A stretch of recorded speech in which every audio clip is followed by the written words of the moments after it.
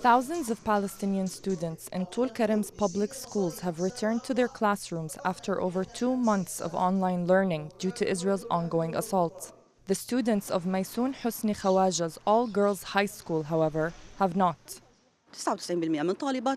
More than 99% of my students are from the Nur Shams refugee camp, whose residents have been forcibly displaced.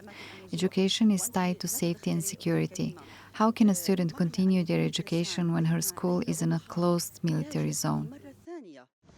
Along with Khawaja's public school, 6 United Nations-run schools in the Tulkarem and Nur Shams refugee camps, serving thousands of other students, remain shut.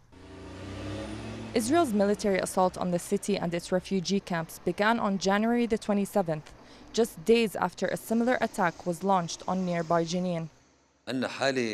We are living in an unprecedented situation with the latest invasion and the systematic attacks on the city that have repeatedly cut access to education.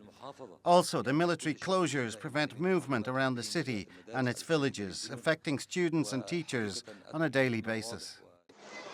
This is the first week that thousands of students returned to school in Tulkarem after 2 months of online learning.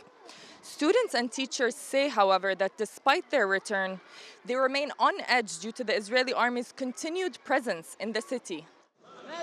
Male high school students believe that they are among the most targeted segments of Palestinian society by army violence. Every human being has a right to education. How can we learn if we are afraid to walk on the streets in the first place? They beat you, they don't care.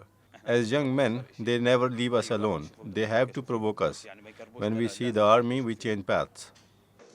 Fursan Tayeh is the guidance counselor at the Ihsan Samara Boys Public High School, where many students were forcibly displaced from their homes in Tulkarem's 2 refugee camps. Young Palestinian men are anxious. They are unstable. This is what the occupation wants. We provide extra care and guidance to students to avoid dangerous matters such as dropping out and repeated absence. These boys experience loss of safe learning space, displacement, and their parents are unemployed. Their futures are at risk. As Israel's assault enters its 4th month, the situation in the northern occupied West Bank remains precarious. Dozens of schools may be forced to shut their doors at any moment. Officials and employees of the education sector say, despite the risks, they remain adamant to secure a brighter future for the coming generations. Zena Tahhan, TRT World, Tulkarem, occupied West Bank.